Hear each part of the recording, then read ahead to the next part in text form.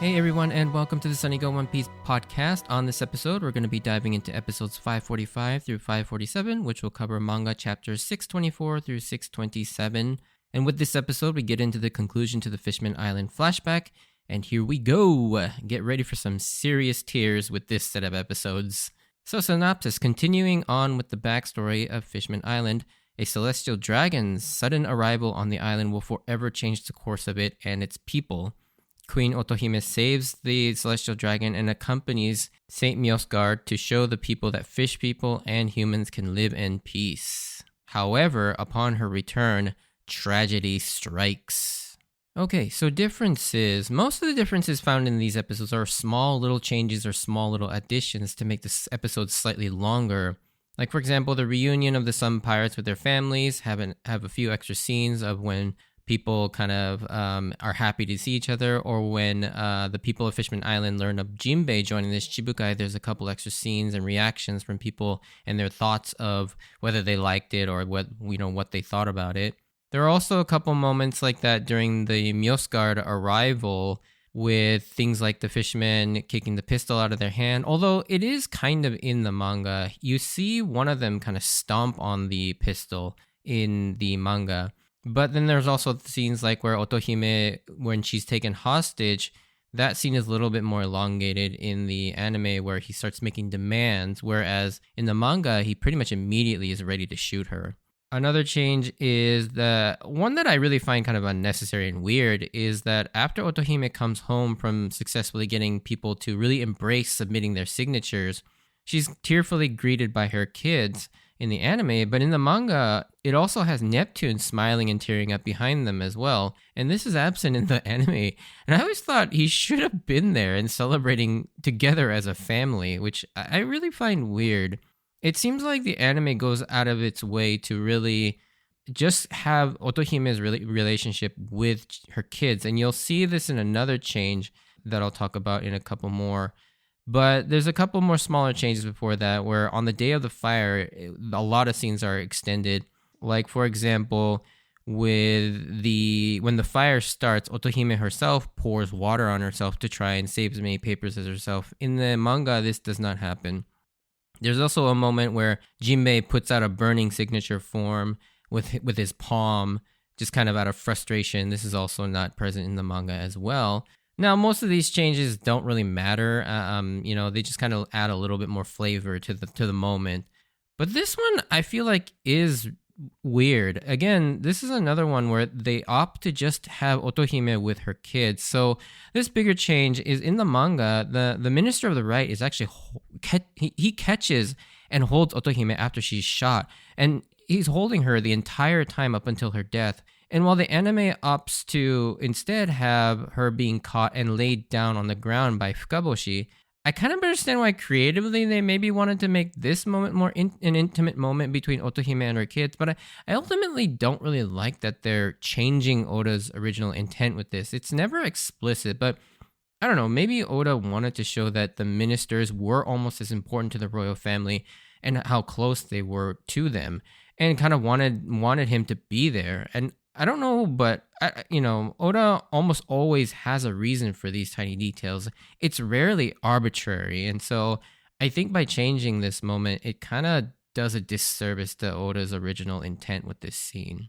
Again, there's a couple more added little tiny scenes, like for example, when Neptune comes out of his isolation, there's an added moment where he apologizes to his kids. That's not present in the manga, which again is fine. And then there's another one where this is more of a change in order, but after Nami forgives Jinbe, there's a flashback, but in the manga it actually cuts to Hachi crying, which still does happen, but it just happens a lot later after Jinbe breaks down crying. Alright, so let's get into the episode. So right off the bat, the former slaves all get to return home to their families thanks to Jinbe joining the Shichibukai. But one thing that I never really understood is how there were people that were actually upset with Jinbe, and how you see some of them mention how they lost respect for him, but it's like they must have known that he's doing this as a sacrifice. He's not doing it willingly or anything. Anyways, that's kind of a leftover story from the last episode. But from here we get to the meat of the rest of the story, as something really unexpected happens after a bit of time passes, where we see a celestial dragon vessel is approaching Fishman Island all battered up, and the border guards as well as the Minister of the Right hesitate to let them in.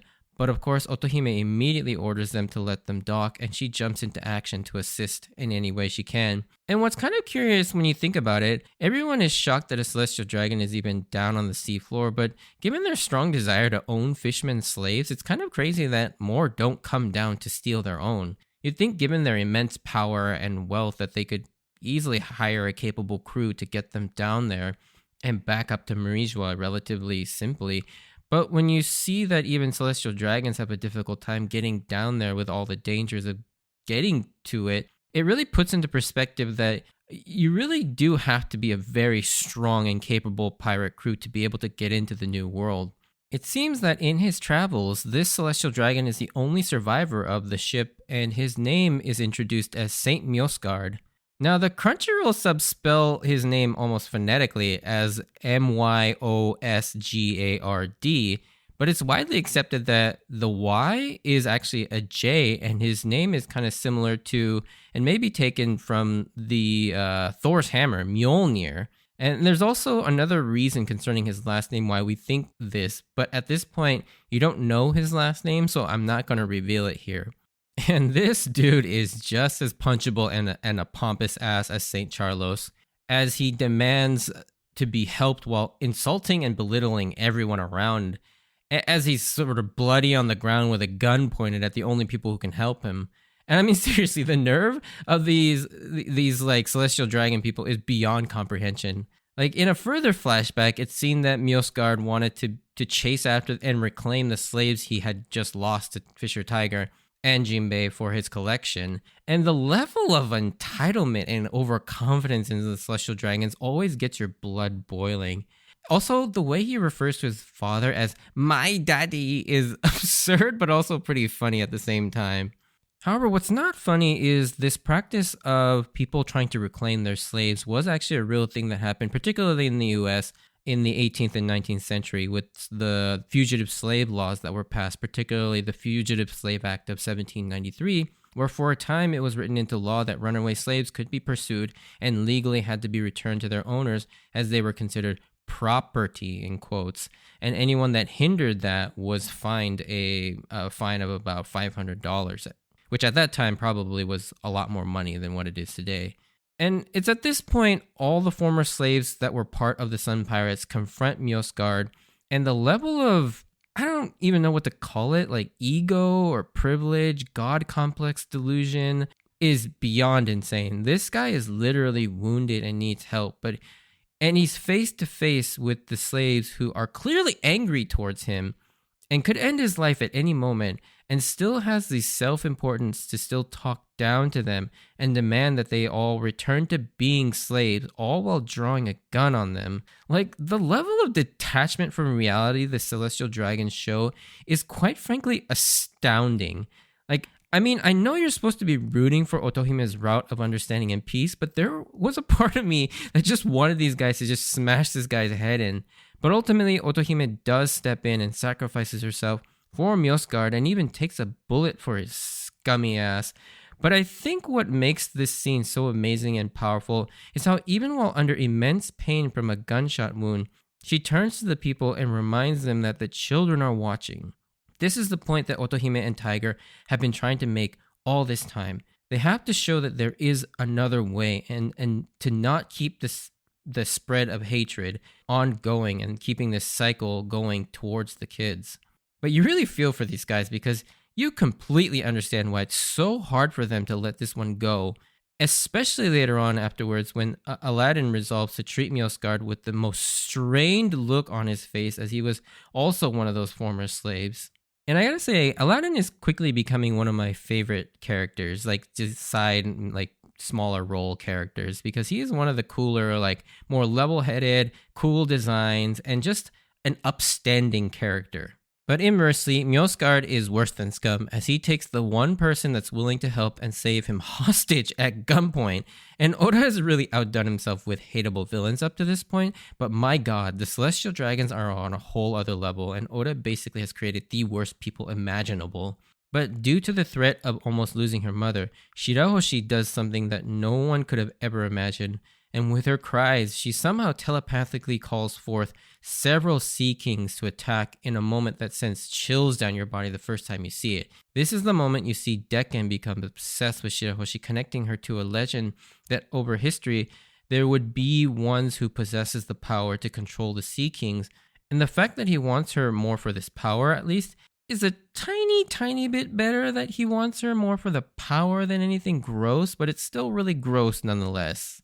I mean, even his underlings are like, but she's just a child, but he talks about how in the Tamate box, there is something that would age her up, but in an earlier scene, we saw Neptune refer to the fact that the energy steroids were kept in there, and that's where Hody got them. So perhaps the steroids have the ability to not only enhance strength, but just the overall progression of your body, which is what allows them to gain strength so quickly. It's not so much that it just immediately enhances your strength, but it basically progresses your body so that you build muscle really quickly. And so thereby may also have a secondary property of aging the person up a little bit. Now, the tamate bako, which translates to jeweled box, is essentially from a Japanese folklore of the tale of Urashima Taro, who was a fisherman that saved a sea turtle and was invited to the Ryugu Palace by Princess Otohime and had spent several days being fed and entertained. And upon leaving, he was given instructions not to open the tamate bako. But when he returned home, he learned that his parents had died and he didn't recognize anyone because so much time had passed. But caught up in his sadness, he forgot the warning and opened the box, letting out a white puff of smoke, and he turned into an old white-haired man. And now it's understood that there was some time dilation magic happening, and in the short visit to Ryugu Palace, time had passed greatly back home, and the box had basically contained his old age, allowing him to stay young as long as the box had stayed closed. Now, of course, you can see quite a few similarities already with the similar character of Otohime, as well as the same Ryugu Palace, but also the idea of aging up smoke contained in the box. But pay attention to the other elements of this story too, because there are some more hints in this folktale that would become relevant later on in the story. Now, after some time passes, Mjosgard has recovered and is ready to go home, where Otohime really shows just how strong and brave she really is. She decides to accompany Mjosgard back to the surface to show the citizens of Fishman Island that it is safe for fishmen to be up there. She even makes it a point that it has to be her and not Neptune to show that someone as frail and not physically strong can make it safely up to the surface and return. And I will say I was definitely a little concerned for her safety here, because it's not like the celestial dragons care if she's if she's royalty. And the queen of the fish people would be an incredible slave to add to their collection. And so the desire to have her would be immense, considering how nuts they go for just a normal mermaid, as we saw with Kami. Several days pass, and miraculously Otohime returns unharmed, but even more miraculously, she has returned with an official letter of support from the Celestial Dragons for them to be admitted into the King's Summit and allowed back into the Levely. Actually, you know what? I'm tired of saying Levely. I'm just going to call it Reverie because it sounds better and it's easier to say. But anyways, and the letter even support their potential for relocation to the surface if they can get enough signatures. And that next scene where she's waiting for people to submit more signatures for some reason is always an emotional moment for me. And I say for some reason because it doesn't seem like it should carry this much weight. But I always find myself tearing up when those first 3 kids submit the signed forms. And after this long silence, Otohime looks so desperate. And I think for me, I'm just so invested in Otohime and how earnest, selfless, and hardworking she is about this cause that it makes you feel just as attached to her goals. So when the forms begin to come pouring in, it's such a cathartic moment. Like, she did it. Like, she successfully gave the people of Fishman Island hope for the first time in a long time. Then we get probably one of the most important pieces of lore drop in this arc, where Otohime explains about Shirahoshi's innate ability to talk to sea kings that appears every few hundred years. And that legend says that someone will come to help guide her to use that power and change the world. Now, this is a power, depending on how it's used, can save thousands, but in the wrong hands could sink the world. And it's at this point, alarm bells should be going off in your head if you've been paying attention to the story thus far for like the smaller clues. Now, this could be seen as a spoiler, but seeing as how I figured this out on my first read through by this point, I'm just going to go ahead and talk about it here. But if you take that description and you heard it without any other context, it pretty much sounds exactly like she's describing an ancient weapon. And that in tandem with the revelation back in Skypia in episode 194 that the next ancient weapon, according to the poneglyph found at the base of the Shandian Golden Bell, is named Poseidon, the Greek god of the sea, explained to us by Robin. You realize that a sea-based ancient weapon is out there, and that basically led me and many others to basically figure out that Shirahoshi and her power to communicate with the Sea Kings is the ancient weapon Poseidon. At first you're like, how can that be? She's a living person, not something built like the battleship Pluton. But it's pretty undeniable that this really does sound like it has to be Poseidon. Like, I will admit, I was pretty shocked when I made this realization. Like, I was just sitting there like, holy crap. This is the second ancient weapon, and it's been introduced, and it's not a mechanical weapon, but a living weapon. And not only that, but this is one, as Otohime describes it, maybe even more powerful than something like Pluton. Like, Pluton had the power to destroy islands, but Poseidon or Shirahoshi could be used to potentially destroy the entire world. Like, that's the power that she seems to have. However, right now, due to Shirahoshi's age, she has no idea that she possesses this immense power, nor knows how to control it, and is basically kind of like young Gohan from Dragon Ball, and can only unleash this when she's under great duress and can't control it. Otohime then tasks her older sons, Fukaboshi, Ryuboshi, and Mamboshi, to grow into great warriors and protectors to keep Shirahoshi safe so that she won't ever feel scared or threatened and accidentally cause untold amounts of damage. And this scene is really key to setting up the next moments to hit as hard as they do, because even though you're at first caught up in the whole lore dump about an ancient weapon, Oda never forgets to ground the scene with a real human connection moment that many of us can relate to, and that's the desire to protect and care for your family. You can see the love of Otohime towards her 4 children, and you can hear and see that equally reciprocated by the 3 princes, because the next scene does not work nearly as well without this setup. Now, speaking of the next scene, the next day, tragedy strikes as the collection boxes that contained all the signatures is set ablaze somehow, and panic ensues as there's a rush to put out the fires. Although I will say, one moment always kind of makes me chuckle a little bit when you see Otohime run up there with a big bucket of water. Like, initially, I thought she was going to throw it on the fire to try and put it out. But I'm thinking, at first I'm thinking, like, that's not really going to do much. But then she dumps it on herself, and that catches me completely off guard, so much that I can't help but laugh. But then I realize it's to protect herself as much as possible as she reaches into the fire to pull out as many of the unburned paper as possible. But like I mentioned in the differences section, this is an anime-only scene, so this is something that they added in there. But in the chaos, the unthinkable happens as a gunshot is heard and Otohime is wounded in the chest. And this is the moment where Dekken takes advantage to touch Otohime and cast his devil fruit power on her. And this is one of the more tragic moments in the series that makes me cry every time. Seeing this amazing character being so strong all the way up till her very end with nothing but hope and words of encouragement for her kids, her people, and her home. Like the way she quells Fukaboshi's rage. She talks of not starting a cycle of anger and resentment, even on her own behalf. But what really sends you over the edge is when Shirahoshi starts crying and begins to unleash her powers again, with Otohime no longer able to be the one to help soothe Shirahoshi. The 3 princes are thrust into that position, being forced to grow up way too soon to take up the mantle and fill their mother's shoes. And what happens next is so sad, as Mamboshi and Ryuboshi have to suppress their own sadness and grief to put on a happy facade to help Shirahoshi calm down, and seeing just how strained their faces are, trying to hold it together while reassuring her that they'll be fine and that they will protect Shirahoshi and fulfill their promise to her. And what's even more heartbreaking about this is if you remember when you first meet the 3 brothers, particularly Mamboshi and Ryuboshi, and they're seen dancing and singing randomly, and it looks stupid and ridiculous at the time.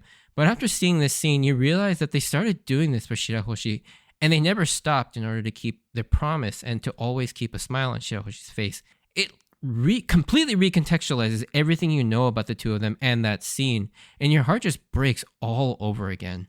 In her final moments, they all make the same pinky promise, as they were so close to achieving true freedom. And goddamn, this scene is so sad.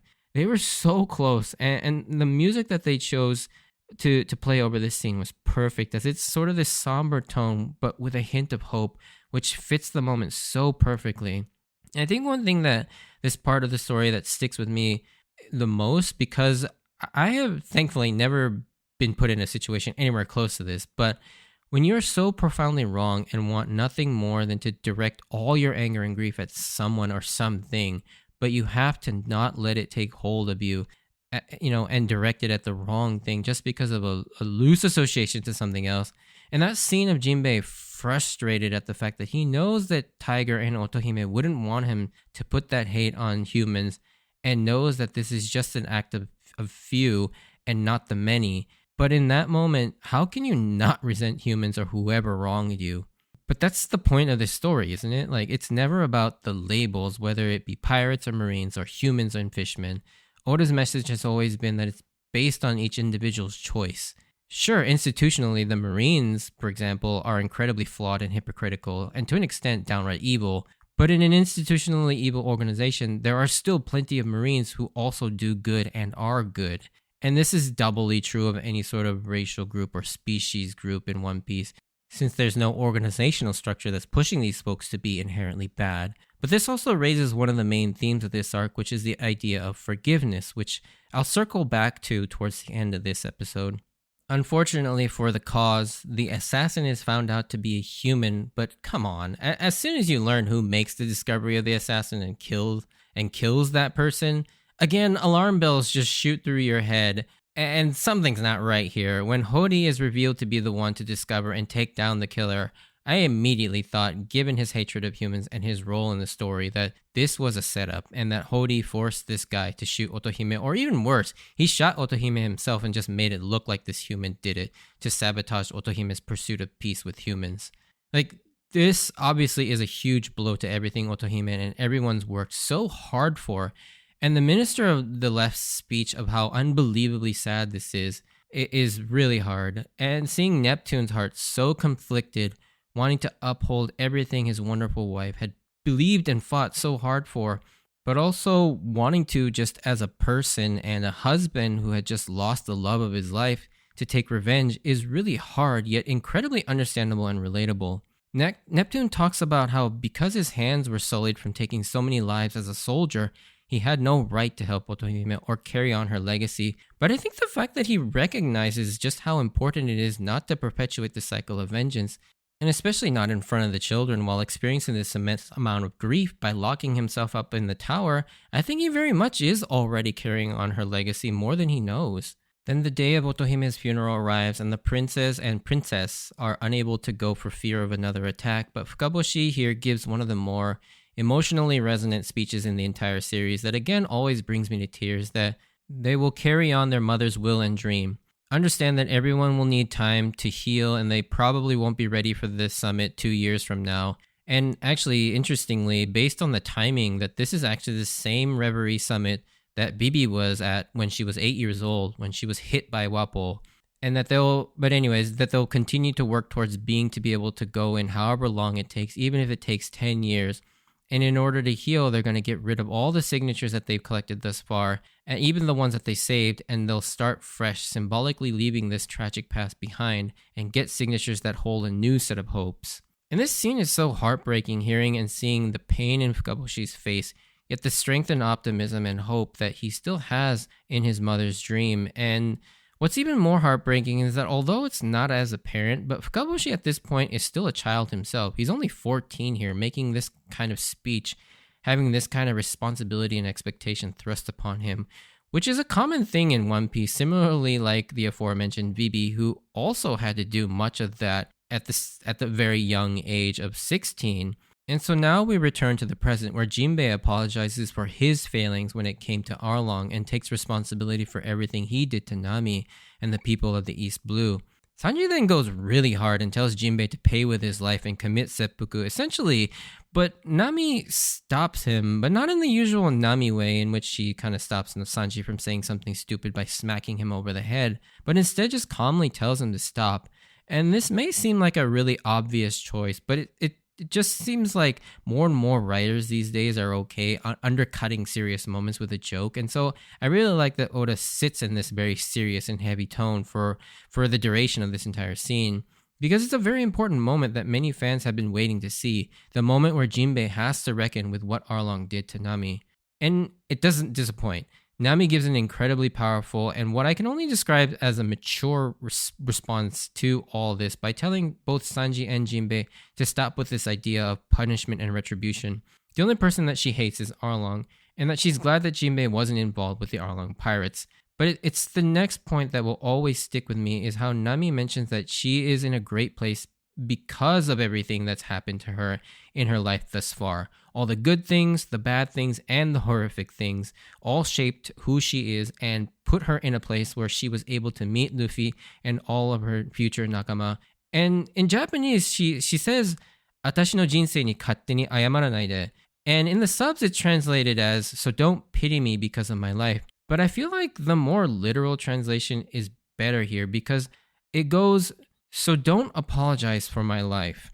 And to me, the difference here is that Jinbei isn't really pitying anything. He's sorry about all the perceived harm he's done to her. But to Nami, all those experiences were necessary to get to where she is and who she is. And without those, she wouldn't be the woman she is now. And so by having Jinbei apologize for those things gives the implication that those things were wrong and shouldn't have happened. While they were terrible things for Nami, she is now in a place where she's accepted all the good and bad and sees them as part of a whole. And so by having someone apologize, saying those things never should have happened, in a way invalidates part of Nami and who she is. And so she doesn't want that. Nor does she feel it's necessary to apologize for what she feels are things that are a part of her. And that's why I like the translation where you would use the word apologize rather than pitying, because I don't think pitying is the right word here. And to be fair, I looked at a couple other translations like the Viz manga, and I believe they get this right in the other versions. This was just the translation I saw in the Crunchyroll subs. And Jinbei's response to this is equally powerful as he's been carrying this guilt around for more than 2 years, and it must have been especially difficult for him to carry that with him, especially after becoming friends with Luffy, dreading this moment where he'd have to risk his friendship with Luffy by coming face to face with one of his nakama who was wronged by him potentially, but also his immense feeling of failure at stopping Arlong. Jinbei is such a great character, and I love how upstanding and sincere he is. A couple of things I want to mention before we get to the end here is how some people perceive Sanji's actions towards Jinbei to be extreme and maybe even a little unsettling. And while yes, those things are true to an extent, and in fact, anything with Sanji involving Nami or Robin is extreme, good or bad. But I do want to say that Sanji telling Jinbei to commit seppuku is not quite the same as you would immediately think in the West here. This isn't just an angry, petulant teenager saying, "Go kill yourself." Like in Japanese culture, there is a practice called seppuku that the warrior class in feudal Japan, beginning in mostly the 1400s, where if they failed or brought great shame, that they would, out of honor, end their life by stabbing themselves in the gut. And this was seen as the last act of bravery and sacrifice. Now, thankfully, this practice has basically disappeared in modern Japan. So what Sanji is saying, it is extreme, but it comes from a place of, well, if you really do regret your failings, then you should honorably atone for them in the utmost way. And not so much in the way of simply just saying, "Go kill yourself." But it doesn't change the fact that it's really not his place to demand this. But it also makes sense for his character given how over the top he goes for Nami in any aspect, good or bad. The other thing I want to kind of highlight is how this flashback, and particularly the last half that focuses more on Otohime, brings up the themes of forgiveness. This is one of the more important themes of this entire arc because, as I mentioned earlier with Jinbei and Neptune's frustration of how they can let something like this happen and not do anything. And the answer to that, Otohime posits, is to forgive. That doesn't mean that people should go unpunished for their crimes or wrongdoings, but you can't hold on to that grief and let it poison you and turn into hate. Like Oda demonstrates this perfectly with Fisher Tiger earlier, which is why he showed that story alongside Otohime's story. Tiger is a good man, but because he couldn't forgive humans for what they did to him, they ultimately poisoned his heart, or as he puts it, grew a devil inside him that ultimately cost him his life. We saw what that did for Arlong as well, and what we're about to see taken to an even greater extreme with Hody because neither of them could forgive humans. And all it does is breed more hate, and the cycle just repeats itself, getting more and more extreme each time. And that's what the moment where Nami forgives Jinbe, why it's so important and so powerful, is that, Jinbe is not only feeling all the guilt for what he did, like I mentioned earlier, but it's also because Nami is able to do what Jinbe had been unable to do for so long and only able to do after losing two very important people to him. He understands now how hard it must be for Nami to forgive him, which is why the first thing he says to Nami after she forgives him is, "What a waste of such kind words on me." And it will be interesting to see how this theme plays out the rest of the arc. Now, finally, when all the serious stuff is over and the scene has kind of come to its natural conclusion, this is when Oda decides to inject his usual brand of humor by revealing that throughout this entire time that Luffy was asleep, as usual, not caring one bit about anyone's backstory. And the funny thing is that this is even more so true in the anime, as this, you're kind of led to believe that maybe this being such an important backstory that we were paying attention to, and that maybe he was actually, listening this time, especially since he was sitting upright for the most of it, and you were sure that he was awake, but nope, he's still asleep. And he even has the gall to ask about what happened next, and he basically fell asleep after the first scene of Otohime stopping the robber, which was literally the first 2 minutes of the story, and Sanji basically being our surrogate, saying, "You were basically asleep for the whole thing." And there's a small moment where Nami and Shirahoshi share that's also really nice too, to kind of bookend their similar shared experience of living a very hard life. And when you think about it, they do share a lot of similarities. Like, they both lost their strong and outspoken mothers in very tragic ways via a gunshot to the chest, doing what they believed and out of the love for their children. They both have older siblings that have looked out for them. They both grew up being trapped in a tower-like structure due to a crazy fishman. And they both carried the weight of the salvation of their home island on their backs. Like, it's very similar. And so you kind of understand, when they kind of meet, they know exactly what they're both going through. And I like that they both acknowledge that.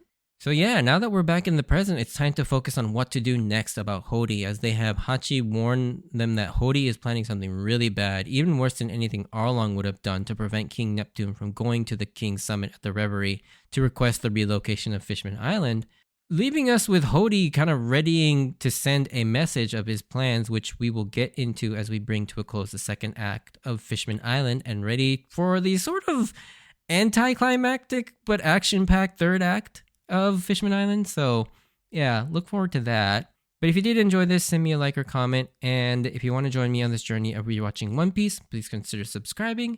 Check out my Instagram and Twitter account at Sunnygo Podcast if you want updates of when I post new episodes or see pictures of my manga collection. And as always, I wanted to thank you for taking the time to listen to my podcast. I'll have a short spoiler section because there's a couple things that I wanted to mention. But if you're not interested, stay safe out there, and hope to see you on the next episode. Bye.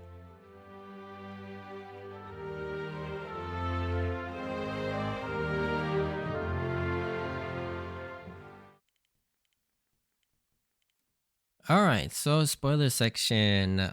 Like I always say, these are mostly unscripted, just me rambling. But one of the first things that I wanted to talk about was Saint Mjosgard.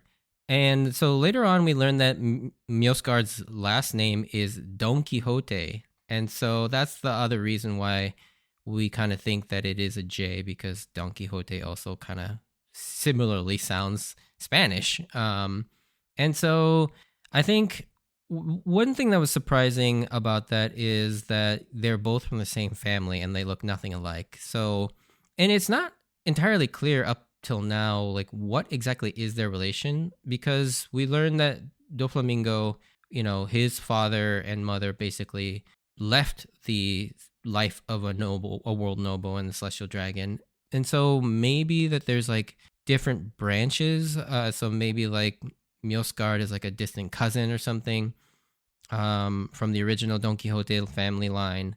But Oda hasn't really made it clear as to like how they're related. Not that it really matters, I don't think. It could play into a role later on, but I think as of now, it doesn't really matter. But I was shocked to see Mjosgard return. And I guess it makes perfect sense too. Like once I read it and saw how Oda used Mjosgard in the Reverie arc, where he comes and literally saves Shirahoshi, like, and that's the great thing about this whole thing. Kind of putting all the themes back full circle about how not repeating the cycle of hate, where Otohime is like her kindness, it basically repeated a sense of kindness, like it brought it back. And so by Otohime risking her life and saving Mjosgard, and whatever she said while they were traveling back, or once they were back in Marijua, it must have really changed Mjosgard, and it did. And so later on, because of her kind act, Mjosgard risks his life to save Shirahoshi from Saint Charlos, and not just risk his life, he ultimately gave his life. Like, as far as we know, Mjosgard is dead. Like, the God's Knights basically killed him. And so, yeah, like, that was the last thing I ever thought I would see Mjosgard doing. And it's just crazy that, like, several hundred chapters later, Mjosgard would come back and be kind of redeemed for the shitty person he was. Like, sure, it doesn't change the fact that he was a slaver and treated all those people poorly and everything that led up to him, but even celestial dragons can change. That's probably the biggest takeaway that I take from that. Obviously, we'll get into more about that scene once we get to the Reverie arc, which is not for a while, but it blows my mind how that scene and this arc connect. And I just loved that connection, that instead of a cycle of hate, it's a cycle of kindness that Otohime perpetuated. And it's a message that I wish was a little bit more, I don't know, a little bit more apparent in the arc itself, rather than having to wait so long for Otohime to be kind of that point to be proven true. Not to say that it was ever in question, but I wish there was sort of a something in this arc that contained that. And so, but I love that it did come back, and I think it was more impactful that it came back when it did, not so much than trying to shoehorn it in. But I wish there was a way to naturally have that theme of, hatred breeds hate, but kindness will breed kindness. Next is obviously the revelation that Shirahoshi has the power of Poseidon. Now, the one thing that I kind of wanted to talk about was not so much the whole Poseidon thing, because we'll definitely get into all of that as the series progresses, but I just find it crazy the wording she used about how, if used by the wrong people, that Shirahoshi's power would be able to sink the world. That specific use of words that Oda had in this section becoming literally true, as now we learn that the world is in fact sinking, and it's directly caused by the use of the ancient weapons. Whether, for now it seems like it's primarily Uranus that's doing most of the damage by shooting these massive holes into the world and raising the sea levels. But you could easily see it as the fact that, yeah, it's not just Uranus, but it's all three of them, and Poseidon in particular probably has the most ability to sink the world. And I just find it crazy that she used that word, and it comes back around like 12 years later to be like almost spot on. And again, it's just kind of crazy, Oda's foreshadowing about all of this. Like, it clearly that was done intentional, because it seems like he's been hinting at the world sinking, going all the way back to Long Ring Longland, and maybe even further back, but yeah, I just find it amazing. And then the third thing I kind of wanted to talk about was the Tamate Bako. And for this specifically, how this arc foreshadows the energy steroids and all of them becoming old and frail. Like the subtle hints, and I never picked up on this until I did this rewatch and did a little bit more research about all of this. Like, it never occurred to me how, like, the connection of Neptune dropping the hint that Hody got the steroids from the Tamate Bako, and then the second clue being that Dekken is talking about how he can. There's this magical artifact in the Tamate Bako that could age someone up, and then putting those together along with the actual folklore or folktale of Urashima Taro and how he got old and all white, and then putting all those three things together, you get the final scene of Hody and his main crew becoming old, frail, white old men. Like it blew my mind, like when I put all this together as I was rewatching this for this podcast, and I just find that really incredible. And then there's also the fact that how in the folk tale, how the Otohime in that story warns not to open the tamatebako. And again, this is also true in the sense of One Piece, but in a kind of a weird, story way, is that that Neptune, or not Neptune, but the ministers put a bomb in the box, and so they shouldn't open the box, otherwise it'll explode. And then that storyline also comes back in Whole Cake Island, where they accidentally give the tamatebako to Big Mom, but she shouldn't open it, but she does, and it explodes. And it's just like, it's just really funny seeing how all these connections, once you learn the context of the Urashima Taro story. Yeah, I just find it really fun. And that's one of the things I really like about doing this rewatch and this podcast, is that it forces me to actually do more research about the things underneath. And you come to these like really fun realizations, and I really like sharing that with everybody too. And that's another thing I like about doing this podcast, is just like, because it's so cool, like seeing all of that. But yeah, anyways, that's the last thing I kind of wanted to talk about in spoilers. But I will see you on the next episode. See ya.